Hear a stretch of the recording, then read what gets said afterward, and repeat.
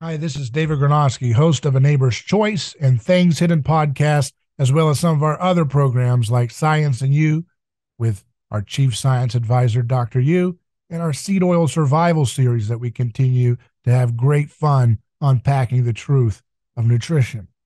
I wanted to give you a quick little message saying we appreciate all the support that we get from our uh, monthly contributors and our one-time donation supporters. And we'd encourage all of you to go to our website, a neighborschoice.com, click on contribute, and make a monthly pledge today, whether it's $1, $5, 15, 20, 50, whatever you want to do.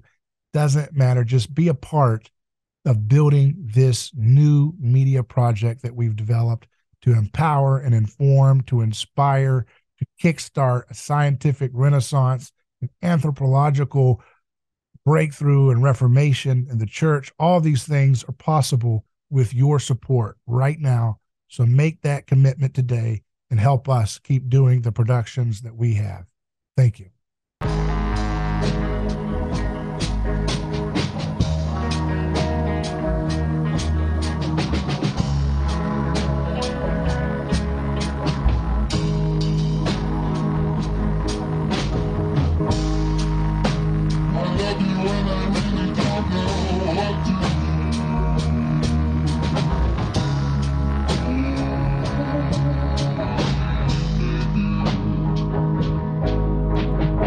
Today, we're going to have another fascinating things hidden discussion for you.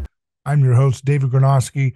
Today, I'll be flying solo on our Things Hidden series. We typically do it with guests, but today I wanted to really stop and make sure that we understood a concept that I refer to a lot for some of you who are new to the program, who are not, uh, longtime listeners. You may not be aware of some of the references that I make when I refer to different passages about stones in the Bible, right? So I thought today we would do just a little bit of a basic introduction to some of the mystery behind this reference to stones, cornerstones, and capstones. What's going on here? And what does this have to do with your life? In fact, if you understand this, you will understand, especially if you're living in the West or in a culture that has been infected by Western values, which is pretty much everywhere around the world, you're going to have to wrestle and reckon with, and you will be sharpened by the understanding of what is happening here in this text that we're going to refer to today about cornerstones. What is the big deal about cornerstones? What's the big deal about stones? First, a few things. Jerry Boyer, a good friend of mine, has shown that the word tecton is used for the word for Jesus being, usually translated as carpenter. He makes a case that based in the culture that Jesus was in at the time, the economy, based on the fact that there was a stone quarry where there was a lot of building going on, most likely he would have been a stone mason, someone who was working with stone structures in his time. So that's just an interesting little tidbit. But there's that passage that Jesus talks about a lot, that saying, he says, the stone the builders rejected has become the cornerstone. It's usually translated. And so it's important to kind of flesh these ideas out, to unpack what's going on, and to understand how this shapes our current events that we're in today. Right now, if you're in the West, you understand that to present oneself as a victim, aggrieved by society, to present oneself as an ally of aggrieved victims of society is the main driver of social currency and social status rising, right? If you want to rise up in social status, you need to present a credible and compelling case for an intrinsic victim status that you either have, and hopefully as many, and that's where we get the concept of intersectionality, where we're trying to intersect different layers of victimhood to show how they all relate in different interlocking ways. That's where this concept of intersectionality comes from. Trying to stack your victim identity points so that you can claim social power. And this is a very unique thing. This is nothing else in history has been so governed and run by claims of victimhood, claims of victimism, claims of aggrieved status as a means of achieving power and leverage in society. This is very unique to the West, very unique to our time. And it comes from our history and infection with the gospel. The gospel is a technology. It reads us better than we read it. The gospel is unveiling things hidden since the foundation of the world there meaning cosmos in the sense of the social, created, cultural world of humanity. And it's important to have a theology of the Bible, but if you don't have an anthropology, then you're not going to catch a lot of the impact and meaning behind the things that are discussed in different biblical texts. So let's start off with an action scene that I have referenced in the past, but one that oftentimes doesn't have a lot of understanding in our current Christianity, version of Christianity. I'm going to start with Luke chapter 19 in the gospel, and I'm using David Bentley Hart's New Testament translation, not for any particular reason other than it was right next to me. And it gets the job done, very accurate on a lot of different things in terms of translating the original meaning of these words for to the folks using them. So let's see what we have here in Luke chapter 19. And Jesus is going into Jerusalem, right? The famous event where he rides into Jerusalem. We celebrate on Palm Sunday. And so he says, and as he proceeded, this is verse 36, people spread their own cloaks on the road. And as he drew near to the path descending from the Mount of Olives, the whole multitude of disciples began joyfully to praise God in a loud voice on account of all the deeds of power they had seen, saying, "Blessed is the King who comes in the name of the Lord." So they're singing these quotes from these famous texts of their tradition, prophets. It's like quoting Bob Dylan lyrics or something, and these are folk heroes of their time, very paramount to their understanding of who they were as a people and what does it mean to be human and what does it mean to be in relationship with God and one another. But they say, "Blessed is the King who comes in the name of the Lord, peace in heaven and glory in the highest places." And some of the Pharisees from the crowd said to him, "Teacher, admonish your disciples." They're telling them to be quiet. Discipline them. You're not supposed to be quoting those types of statements about you, right? And in answer, he said, "I tell you, if they should fall silent, the stones would cry out." And this is important because, again, in the Sunday school reading of the text, and this is just kind of like a typical reading, you think of it as Jesus is basically saying, "I'm like Hercules. I've got the power of the world so much in my hands that if I want to, I could flex my power and have stones open their mouths and start singing like some kind of psychedelic trip in real life, as if he's kind of showing off." Now, this is very paganistic in the way we think of deity. This is not Jesus's approach to the idea of holiness. It's pagan deities that want to show off and show out and come up with all kinds of lavish power trips to show why they're the strongest one. It's not the way Jesus approaches power. He approaches it from underneath. He approaches it from a manger or a cross or a lowly state of washing someone's feet. He doesn't approach it from, I can make rocks open up their mouths and sing. But that's typically how we interpreted that story. If we heard that story, that, oh man, he's saying, don't mess with me, because if they're quiet, I can make these rocks sing. That's how much power I've got. So you watch out. That's a might makes right interpretation of Jesus. This is very much in keeping with the problem of our time today. We have an ideological approach to the Bible. We have an ideological Christianity. that Christianity is just one of a many different ideologies competing for mental assent and persuasion, or in other words, another way of looking at it is not just persuasion, but controlling narratives through ideological, you know, grandeur and emotional appeal. But when you make Christianity an ideology, you make a grave mistake, as folks actually, in some sense, in his time, made themselves in their understanding of what Jesus was up to, not understanding the action-based orientation of Jesus's message. Action. If you don't have action with Christianity, you don't have Christianity. If you keep Christianity as an idea, it is not Christianity. And so if you have a set of propositions or mental assent that you want to contend with against wokeism or whatever it is in the culture, you will lose that game every time, because that is not presenting Christianity. You're just presenting a cheap, watered down ripoff of what Jesus was up to. And therefore it will be easily, dealt with in the realm of ideological warfare. Christianity is always action point oriented. And you can see it demonstrated right here in this text. The typical rendering of that text is just a little, look, Jesus is so powerful, he's got control over nature. He can make rocks sing. Don't you even dare question his power. He's the man of the, he can create everything.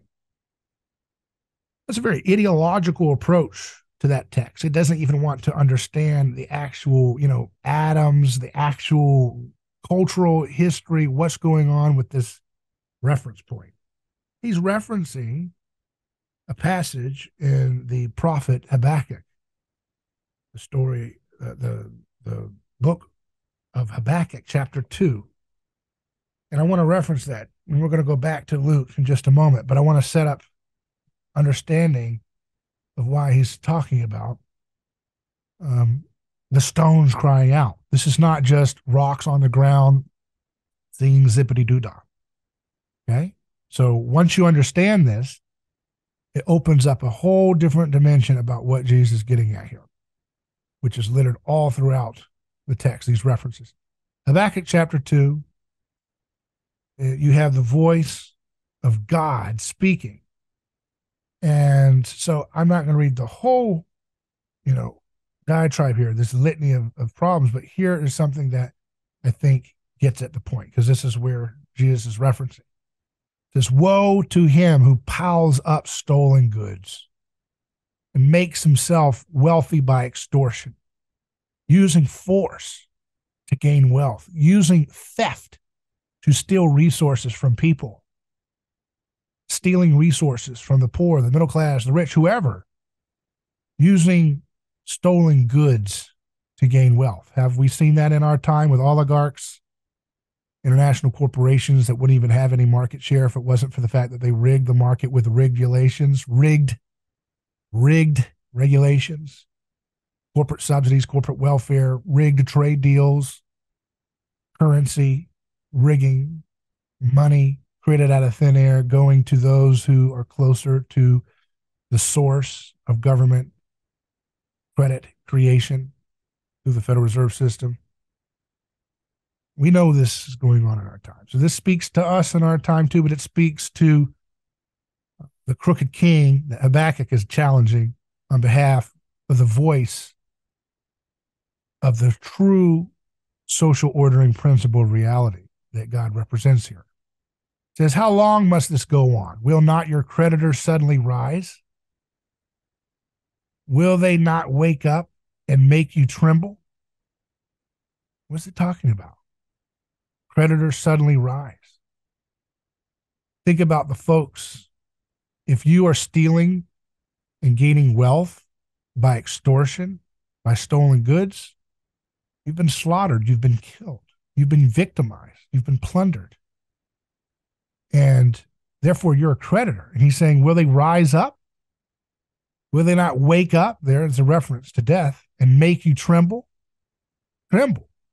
Why are you trembling? Because, the idea here being that they want revenge because they've been sacrificed on behalf of somebody's attempt to have power and political power, cultural meaning. Then you will become their prey, meaning the victims will rise up and they will prey on you because you have plundered many nations. The peoples who are left will plunder you. For you have shed human bloodshed. You have destroyed lands and cities and everyone in them. Woe to him who builds his house by unjust gain. So in other words, building a house, not just a house, it's a city. This is talking about the creation of nations, of polis itself. Polis is where we get the word politics. Woe to him who builds his politics by unjust gain. Woe to him who builds his culture by unjust gain. Woe to him who builds his social reality, his identity based on social gain, based on unjust social gain. Okay? So all those are you could put those into that text to have further understanding.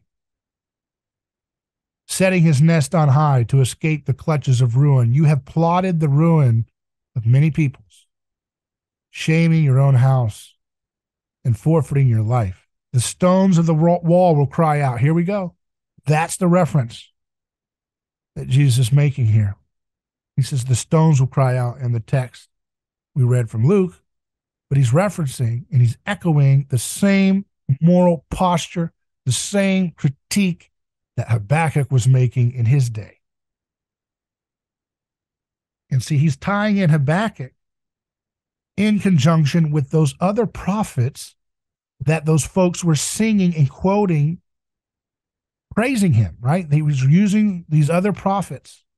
They're looking for a Messiah. They're looking for the chosen one. They're looking for a hero to sort out the world, to break down the corruption, to bring justice, to bring order, to bring vengeance or whatever, right? And so he's bringing in another prophet in the tradition who's going to sharpen what it is that it actually means to be a hero, to be a chosen one, to be the one who would change the world forever.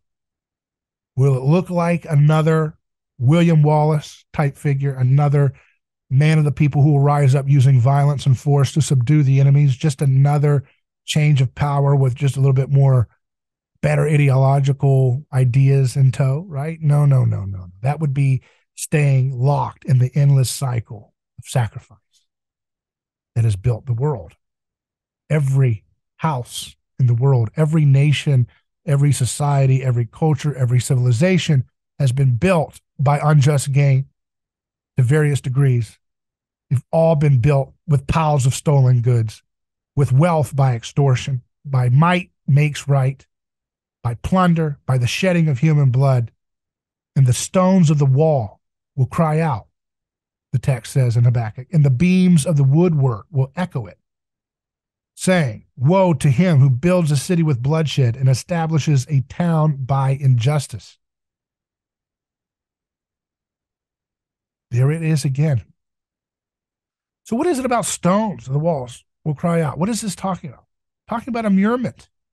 Immurement was an ancient practice all over the world in which you would start a city or a town or a nation and I'm using these in various different levels, but it's all the same kind of practice that has been happening all over the world.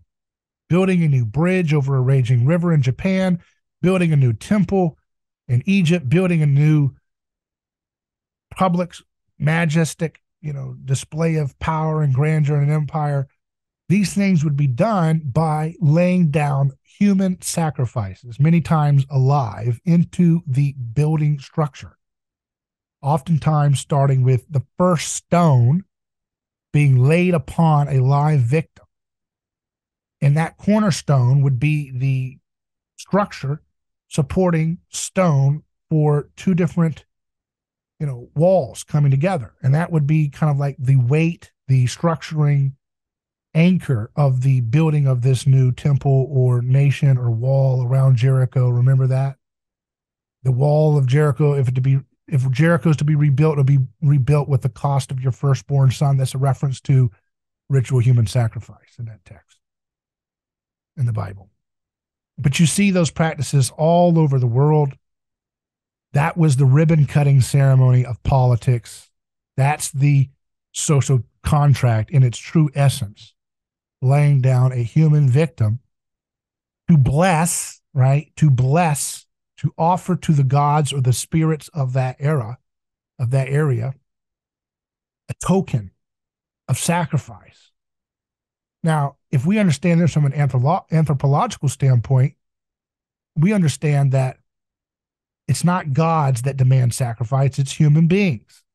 That those gods are a projection of the guilt of human societies that need to kind of project their participation, their bloodlust, their need for shedding human sacrifice blood, for their angers, for their frustrations, envies, jealousies, fears amongst one another, their bad blood brewing in the community, that is what's really going on with the need for human sacrifice. But it gets told and remembered through history, oral tradition, and text as spirits that demand sacrifice in order to consecrate the building of a new temple. So the idea was if you didn't lay down a human being to sacrifice and alive on that, underneath that cornerstone that was laid as the founding stone, the supporting stone of a new project, a new nation, a new town, then that project would be in danger of being destroyed by the gods, the spirits, which is, again, a stand-in for the crowd. The idea being if you have people in runaway, mimetic resentment, reciprocal aggression, reciprocal tit-for-tat envying and competition, they need to have a safety valve, a safe place to offload that tension at the beginning of a new nation, a new society, a new wall, new temple, right, that has meaning for that nation. They need to be able to offload that into a vicarious sacrifice, a third party, so they don't tear each other apart in that new city being built. So that shows us that sacrifice is at the core of human civilization itself. And this is what this text in Habakkuk is referring to. But that goes on in this Habakkuk chapter 2. Has not the Lord Almighty determined that the people's labor is only fuel for the fire, that the nations exhaust themselves for nothing? For the earth will be filled with the knowledge of the glory of the Lord as the waters cover the sea. That's so important here, because this is actually a prophecy that takes place, and this is what Jesus is referencing here. That the people's labors only fuel for the fire, that the nations exhaust themselves for nothing. This is referred to in Peter's first sermon when he's talking to the folks in Jerusalem. He's saying, why do the nations rage in vain, right? The peoples, the kings of the world plot in vain. They came against Jesus on the cross, and they were destroyed. Paul refers to this, that the powers of the world had known what they were doing, they would not have crucified the Lord of glory. Because the earth will be filled with the knowledge of the glory of the Lord as the waters cover the sea. Now, this is just so, again, if you're not going to take an anthropological, action-based, reality-based, if you're just going to create a Gnostic ideological construct about Jesus, that he's just talking about how great he is and all these different things, and he's the one that will change the world. Those are all layers to what he's saying, I guess you could say. But if you're not actually getting to the concrete references of what's going on here, then you miss the entire point of why your world today in 2023 AD looks the way it does, why it's falling apart with disorder and chaos. Why is it that in ancient times, you would have states of undifferentiation where people would lose their sense of self. They would be caught up in competitions and loss of identity and rivalry and rival games, orgies, dancing, all kinds of passion, whipping up fervor experiences.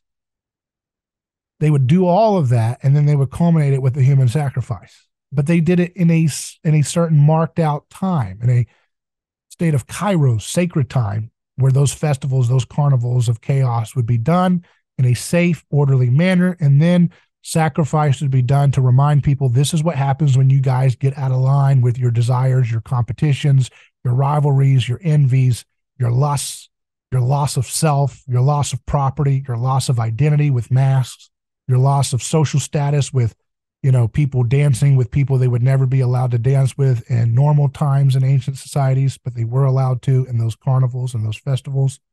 All of that would be culminated with a sacrifice to remind those ancient societies this is why we can't let your desires and passions and aspirations run wild with envy and passion in normal times, because sacrifice is what has to happen in order to propitiate the gods, right? In order to kind of account for that indulgence.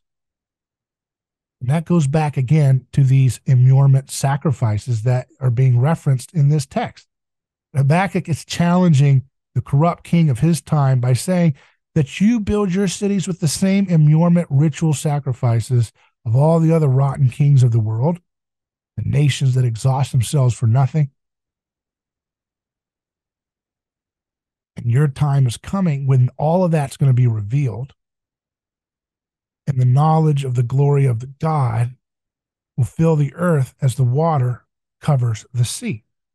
So that's what Jesus is referencing when he tells his critics, the Pharisees, the populace, the ones who are trying to make this kind of ideological, hey, look, we can be pure enough for our team to win and to overthrow our oppressors. And he's saying that I tell you, if they should fall silent, the stones would cry out. Okay? So he's talking about something that actually happens. Because in the following sequences, when the crowd turns against Jesus, calling to crucify him, wanting to let go of Barabbas, Yeshua Barabbas, Jesus, son of the Father, the false Barabbas, the false son of the Father, the son of the Father, as the human crowd still longs for today, the ideological Jesus, right? The might makes right Jesus, the revenge Jesus, the Jesus that just makes another little pantheon of ideological gods to choose from Jesus, the defanged Jesus. That's what Barabbas represents. Crowd chooses to let him go and to sacrifice Jesus instead, right? And the crowd is therefore silent in terms of his defense. They're not singing him Hosanna. They're not singing him, you're the chosen one, you're the hero, you're the one we've been looking for, as they were when he arrived into Jerusalem just a little bit ago. So what happens when that crowd was silent? When Peter, included in that crowd, was silent in the defense of his master. He didn't want to be sacrificed like Jesus. He wanted to have violence. He wanted to have force. He wanted to have a William Wallace revenge type pushback against those who were wanting to kill Jesus. And then, in the same way, when the crowd is still going against Jesus, he denies him 3 times. He stays silent in his defense of the truth because he does not want to be sacrificed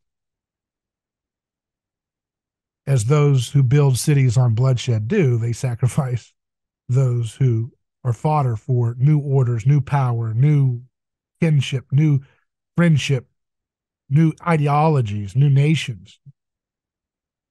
And so, just to push this further, when they're silent, the stones cry out. The stones here, it's so important to understand this. The stones represent the act, those who have been sacrificed. The stones of the wall will cry out, Habakkuk said. Woe to him who builds a city with bloodshed and establishes a town by injustice. So in other words, Jesus is saying when this crowd who is currently singing my name and you're bothered by it, you're jealous of this, you're jealous of me, when they're silent, the stones will cry out, woe to him who builds a city with bloodshed and establishes a town by injustice. This lets us know that the act of the crucifixion is a political ordering event. It's a reordering event. It's an unveiling event. It's a media event. It's an expose. It's so many layers, but it reveals the cities that are built by bloodshed and established by injustice. Not just the act of immurement alone, but all the forms of injustice that nations around the world have creatively come up with. Unjust wars, unjust plunder, unjust extortion, unjust debasement of currencies, which is condemned in the Bible as unjust weights and measures, where you print money out of thin air or debase the metal money with cheap metal to make it debased and create more opportunities for wealth pillaging by the powerful. The Bible condemns all of those things. And Jesus is saying, when those people sell me out, the stones will cry out, meaning all the victims of every civilization, every culture, every societal framework will be crying out in history after they're silent. Meaning, them selling Jesus out, the crowd, which represents humanity, represents his people, when they sell him out and they stay silent for his defense and allow him, including Peter, the leader of his disciples, when they sell him out, all around the world, the stones will cry out. Every hidden victim in Babylon and Syria, in Germany and Norway and Sweden and North Korea today, in Japan, will progressively start being heard. Woe to him who builds a city with bloodshed and establishes a town by injustice. It's in the act of being sold out, of being rejected, that that accomplishment happens. That the whole world has heard victims of every culture cry out. The indigenous folks in America, the women's women's rights movement that talks about all the different ways that females have been hurt in history, witch hunts, right? Different things like that.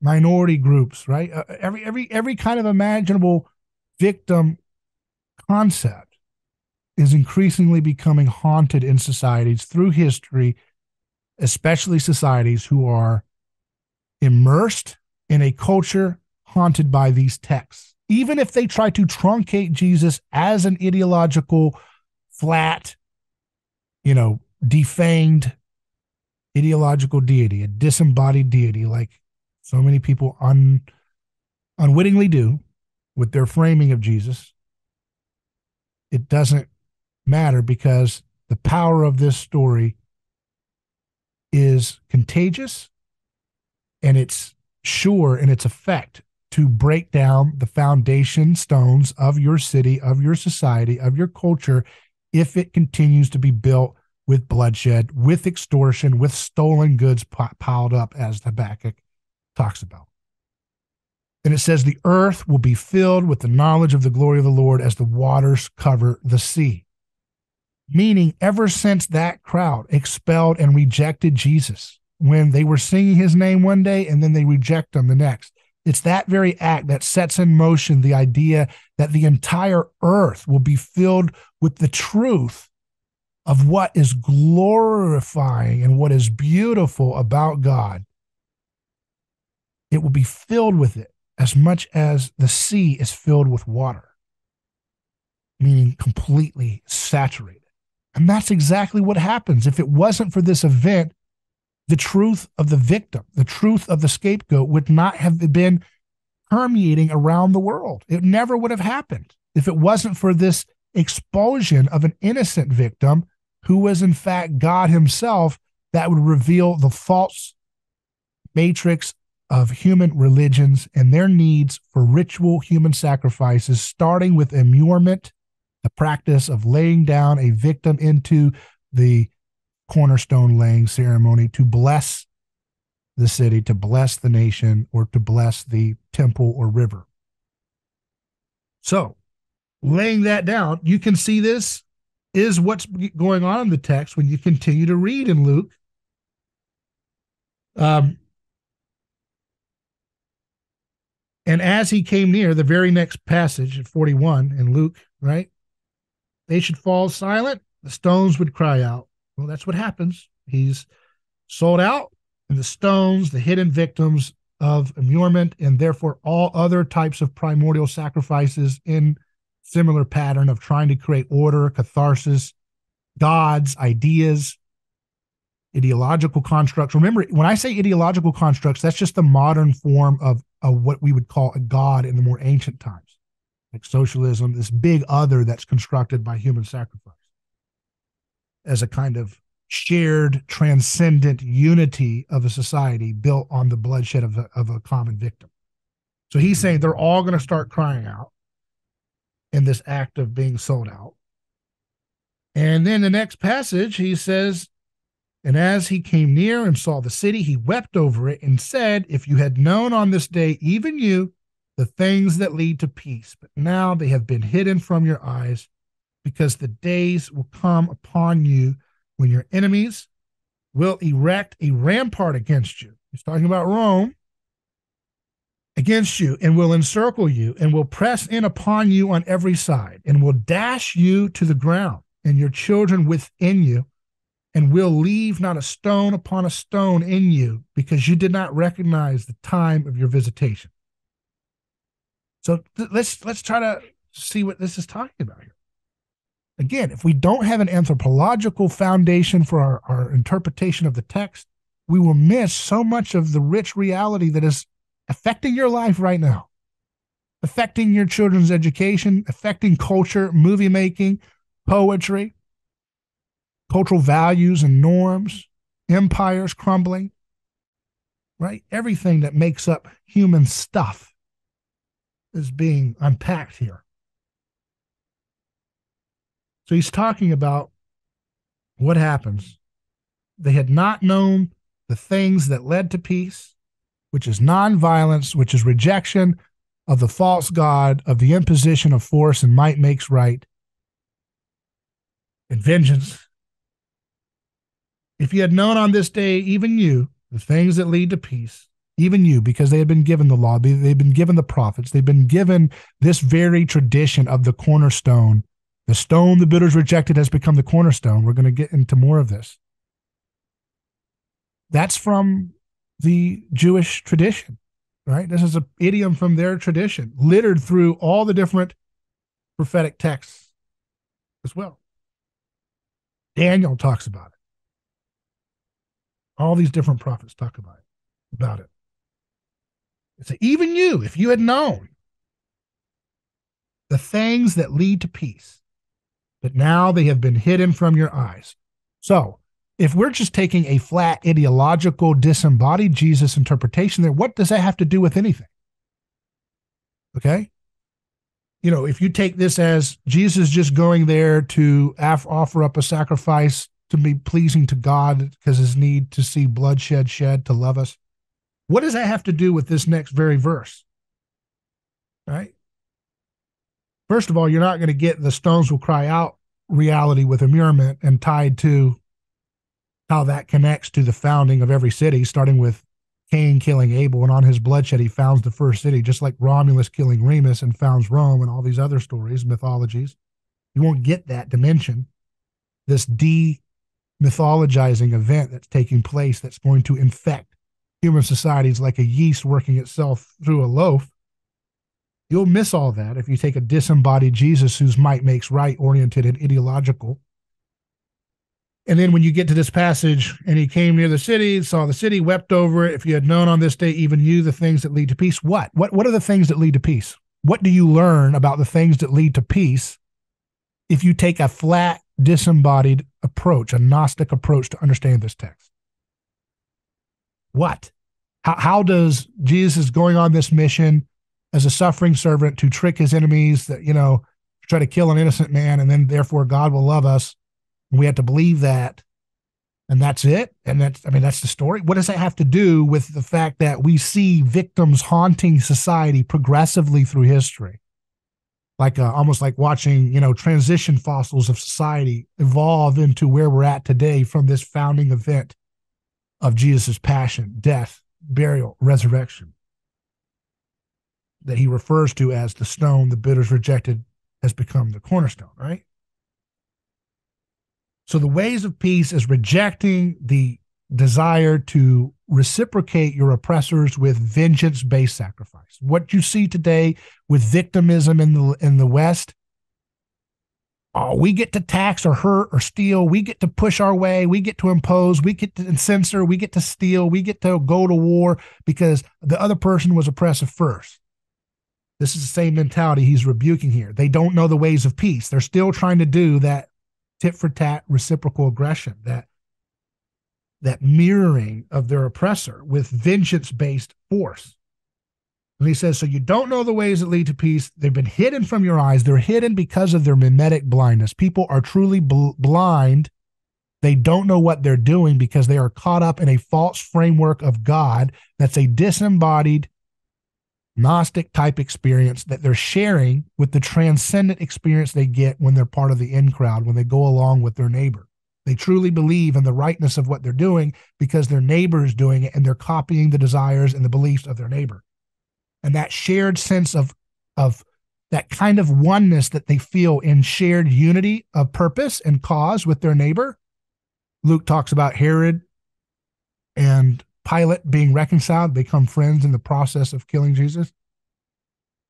But that shared oneness, that resolution of problem and tension feels like God. It feels like a sacred, holy relief, like catharsis, a kind of wholeness, because human beings are made in the image of a divine, holy God who is whole. He is complete, but they are made in his image. And therefore, when you find unity and catharsis with someone who's made in the image of one who is completely whole, you get a partial kind of wholeness based on mutually excluding and going to war to harm a common enemy, whether it's the immurement, sacrifice of a live victim being buried at the base of a new river bridge being built in Japan, or a wall of Jericho being built in ancient Jericho, or in this case, what's happening with Jesus, he's about to be ritually sacrificed, just as those were by people who believe they're doing what God wants, people who believe they're doing what society needs. As Caiaphas said, it is better that one man die than the whole nation perish. So they don't know, they reject the ways that lead to peace because they're hidden from their eyes. They can't see, they're blind by their own mimetic worship of what their neighbor desires. Because the days will come against you when your enemies will erect a rampart against you and will encircle you and will press in upon you on every side and will dash you to the ground and your children within you. Now, I think this is an interesting thing. Again, a lot of this, I've never seen other people interpret this text the way it is, but be open to hear your feedback on this, on what I've been explaining thus far in this Luke passage. But I'm going to go further with my perspective looking at the text here. I think it's clear that there's something going on here.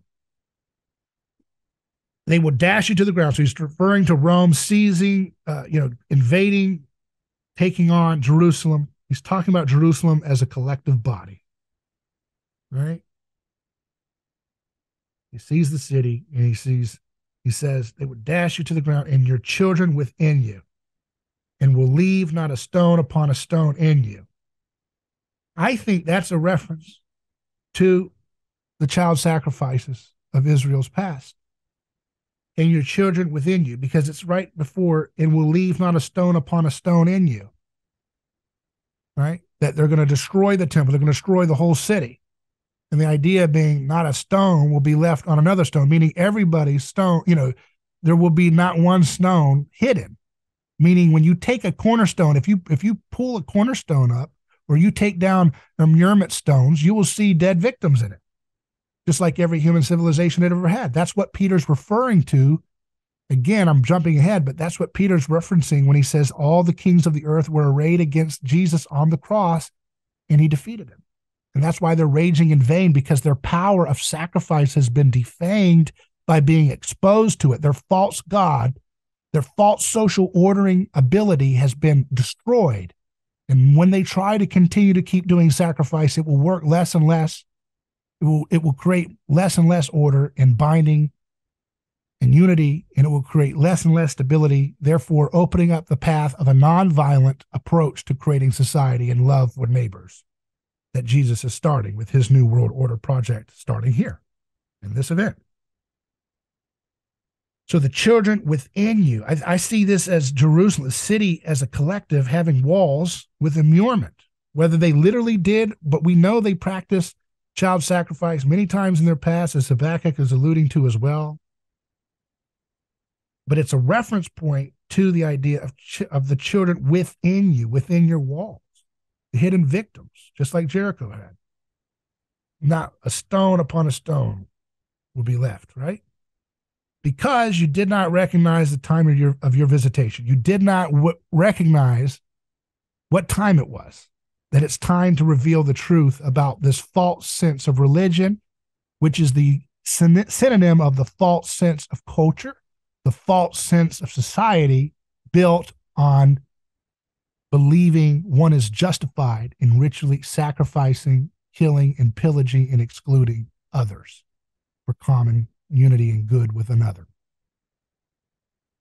They did not recognize the time of their visitation, and therefore that's the consequence, is that they reap a blowback from their oppressors that destroys their entire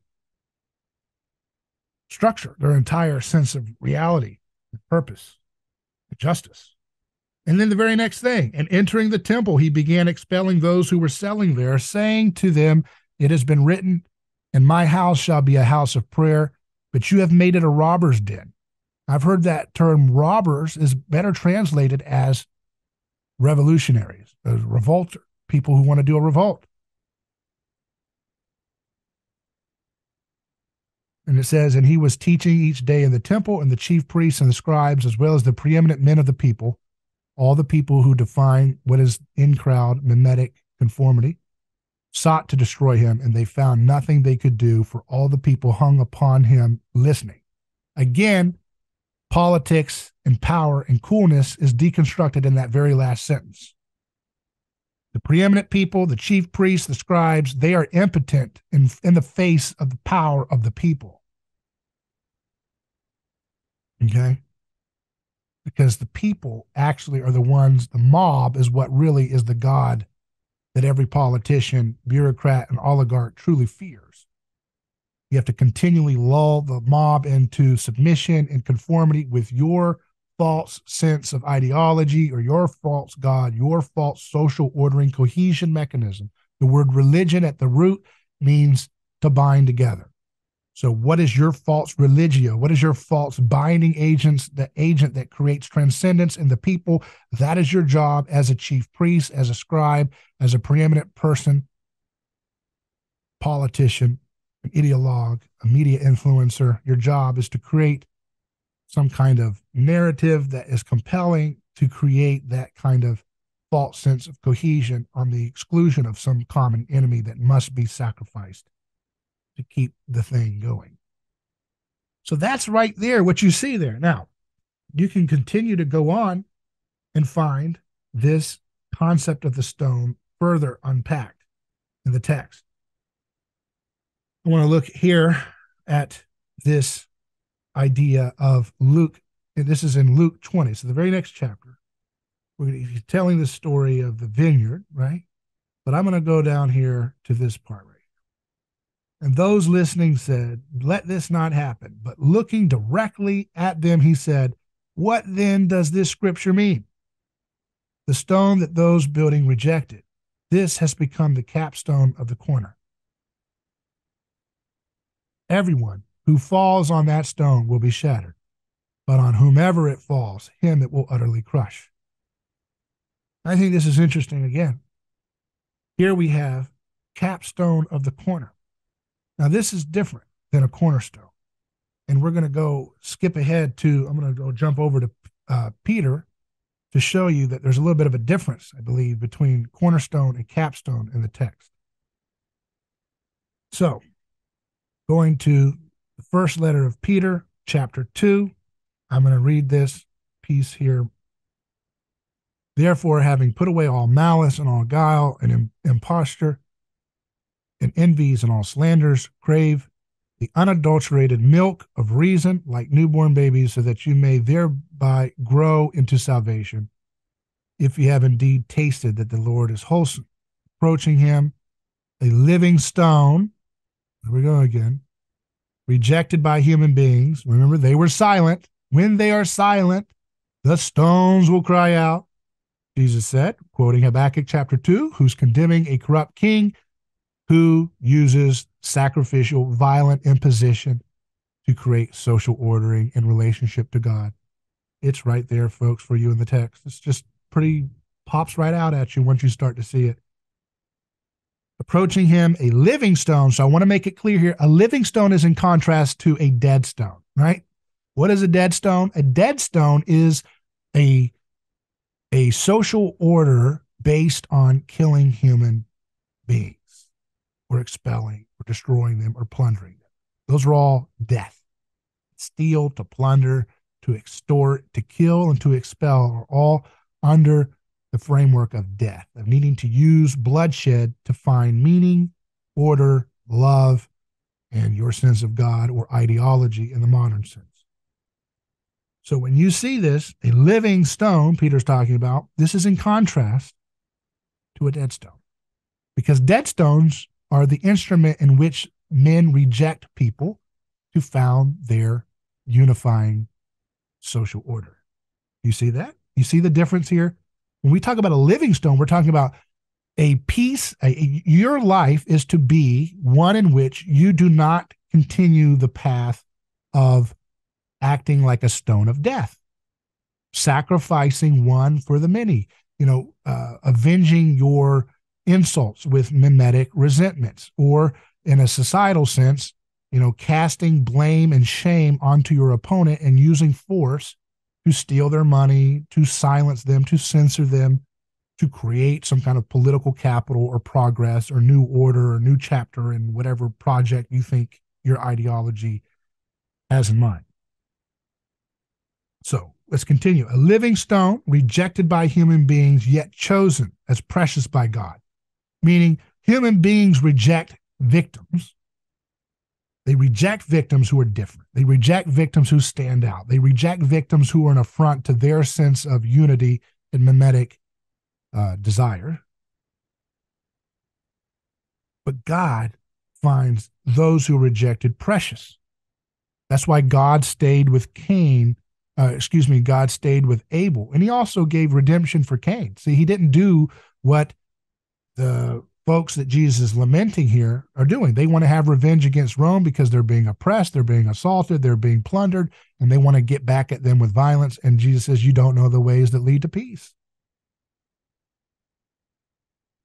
And yet God doesn't do that even with Cain killing Abel. He provides a means of protecting Cain from continuing the cycle of violence being done upon him, as he did to his brother Abel. But it also stays with the voice of Abel. In the story of Romulus and Remus, the camera of Rome's history doesn't stay with Remus and say, hey, wait a second, why'd you kill Remus? That was unjust. His bloodshed cries out for justice. No, it doesn't say that. It stays with Romulus's perspective. He completes his sacrifice, his immurement, and that is the story of the grandeur of Rome beginning. But that's not what we have with this story as Peter talks about it. The living stone is one that is rejected by human beings, yet chosen as precious by God, meaning all those victims killed and stamped out, their voices in history are silenced. Jesus hears their voice, and we all are collectively hearing their voices, and their perspectives are permeating our sense of humanity as we continue in history. Chosen as precious by God. You yourselves also, like living stones, are being built up as a spiritual house. Woe to you who founds this house on bloodshed, right? Remember that? Now we're going to do the opposite of that. Now we're going to found a house on love, on life, not death, on nonviolence, innovation, achievement, and excellence, and virtue, self-giving, creativity through nonviolence, not creativity through violence.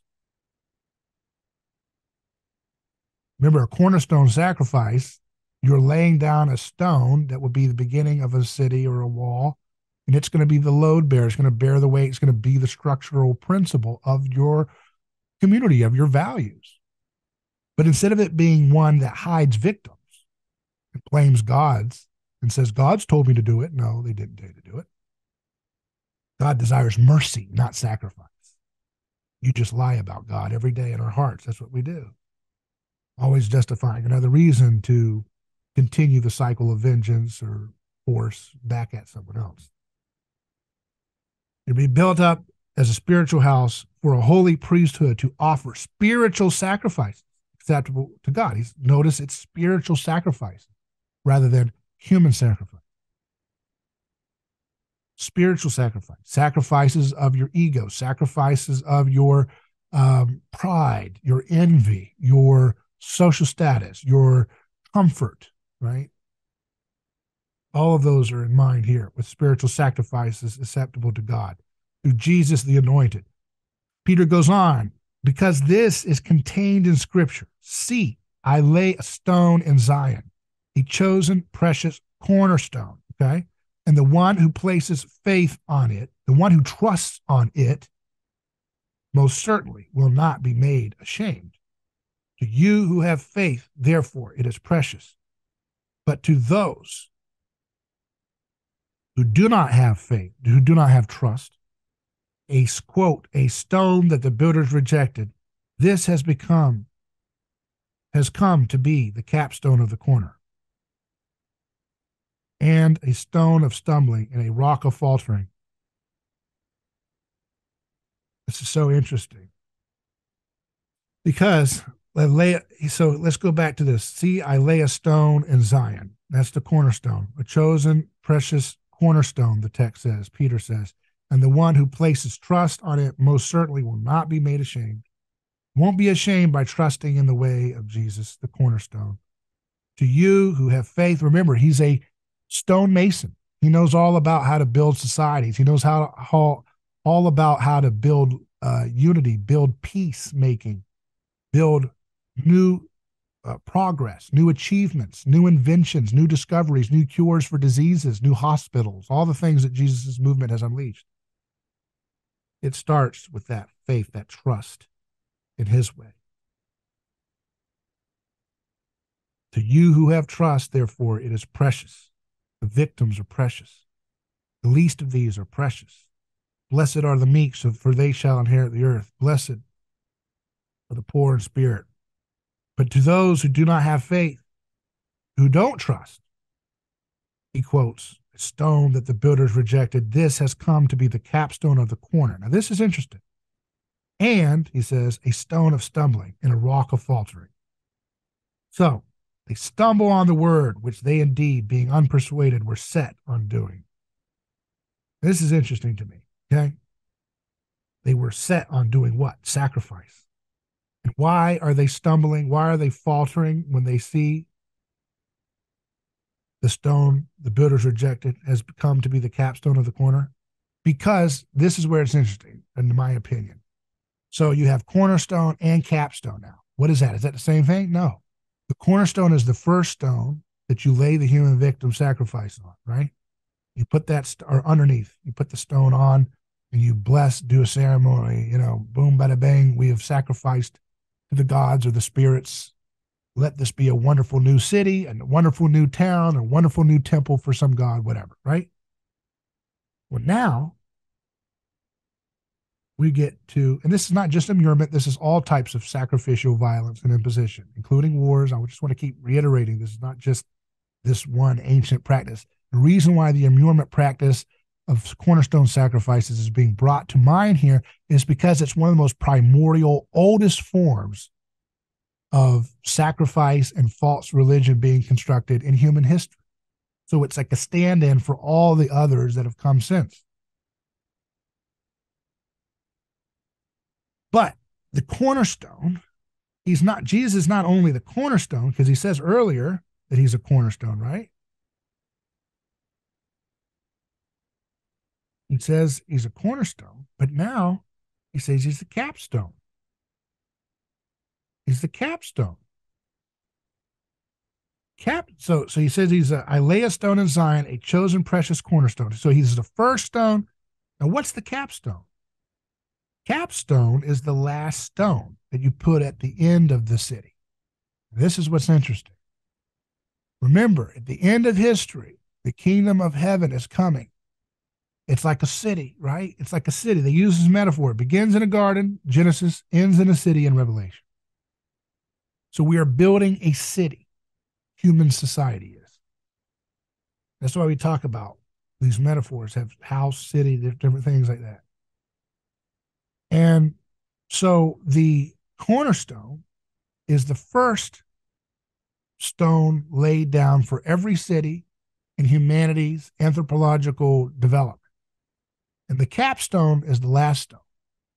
So when they said in that idiom, the stone the builders rejected has become the cornerstone or the capstone,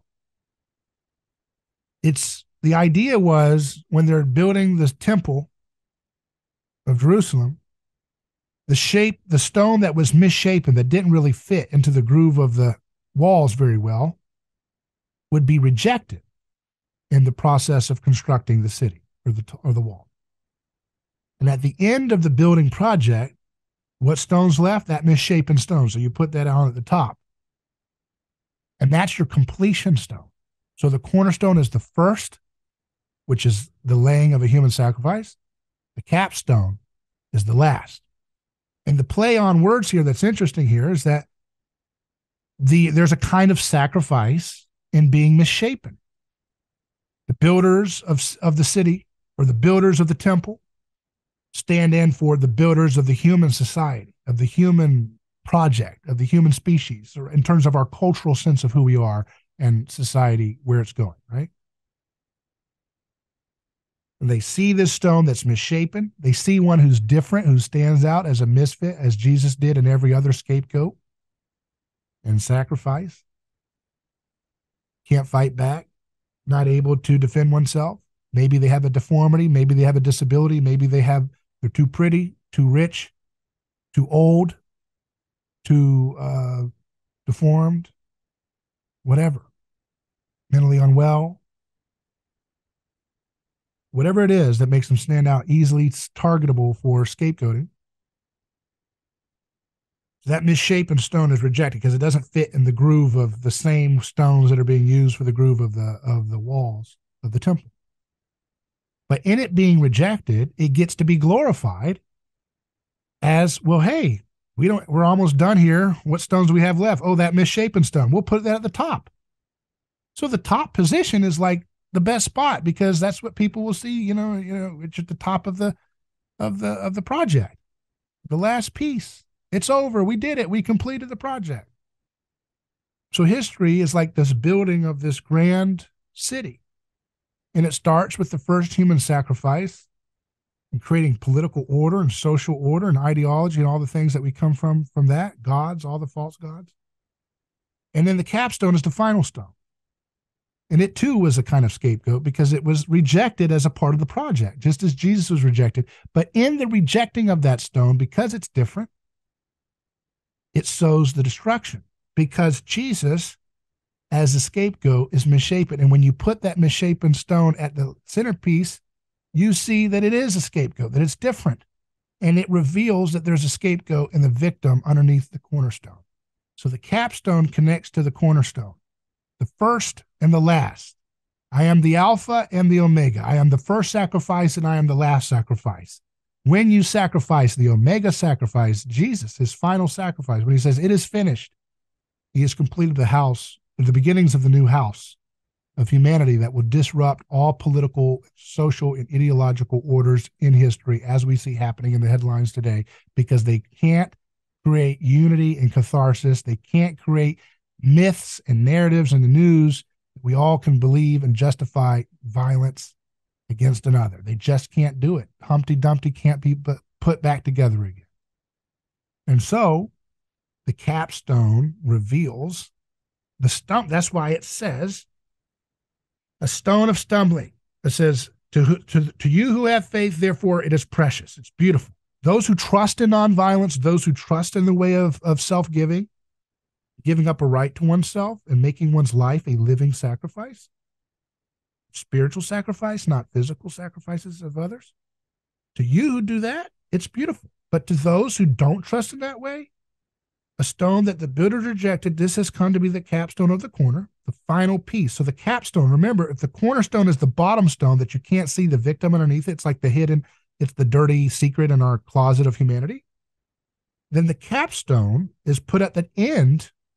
See, it's of the corner. It's at the final piece, also in the corner. So it's parallel and it's misshapen. So it reveals, because it's a sacrifice in some sense of being rejected in the process of building the temple.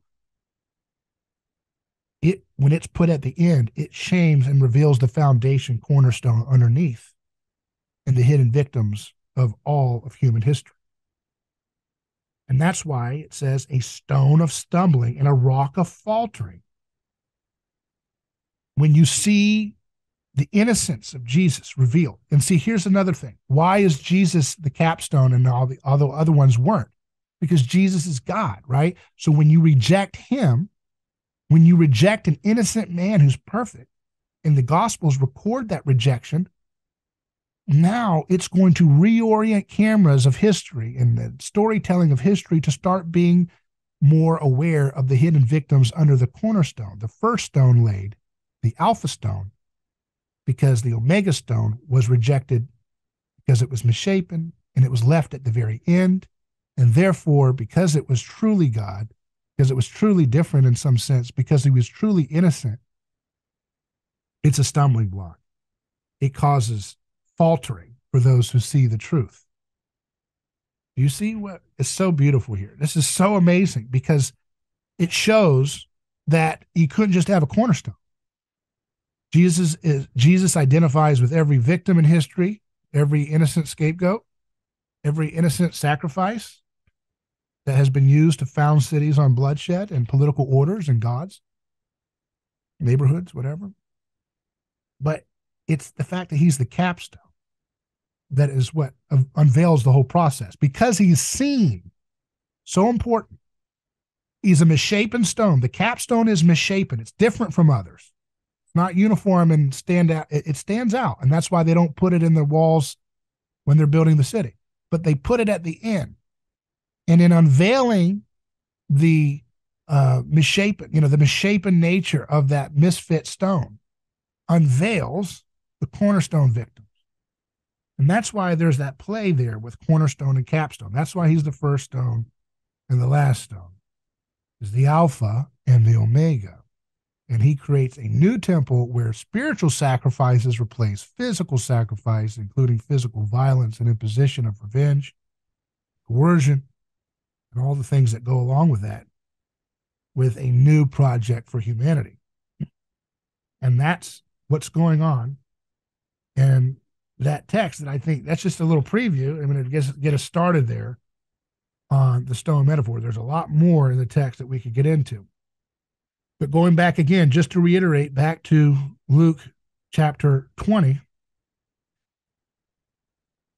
when he talks about the stone, but looking directly at them, he said, "What then does this scripture mean? The stone that those building rejected, this has become the capstone of the corner.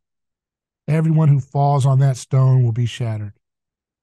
Meaning, you come across the stone that Jesus represents, the hidden victims, the hidden violence of our hearts that we use to justify our sense of self, our sense of society, the way in which we use all these cornerstone sacrifices and wars and drug wars and all the different things, putting people incarcerated for decades for nonviolent stuff, tearing families apart, using force and assassinations and regime change wars and chaos around the world to create power and order. And I'm talking about contemporary examples, but you can go all through history and see these types of stories. History is now being reoriented in the perspective of the first shall be last, the last shall be first. History is being oriented in the direction of the slain lamb before the foundations of the cosmos, of the social order. of society, of history. And we're able to see things more clearly now. And then with that clear vision, repent of our behaviors, repent of our violence, stop it, and create social unity based on self-giving and mutual, reciprocal, mimetic love and creativity that comes from that, rather than creativity from a cornerstone imposition of force. So that's why he says, everyone who falls on that stone will be shattered, because it shatters your conscience, shatters your heart. But on whomever it falls, him it will utterly crush. That's a reminder of what it's like to be a victim, put in the inaugural ribbon cutting ceremony of an ancient city or a modern city, as it would be metaphorically, to be laid down and have that cornerstone crush you. So it will cause you to be stumbling, you'll be shattered, or it will crush you when it falls on you. Meaning your society will come crashing down and fall onto you, just as Jerusalem. Not one stone was left on another stone, remember? And you too will be crushed like those cornerstone victims if you continue to try to build your society, your sense of self, your ideology, and your religion based on that false premise that God desires sacrifice rather than mercy. I'm David Gornoski. It's been a pleasure speaking with you. Stay in touch with me. Email me hello@theneighborschoice.com. Make sure you go to our website, theneighborschoice.com, put your email in, and that way you can stay in touch with our weekly email update. Thanks.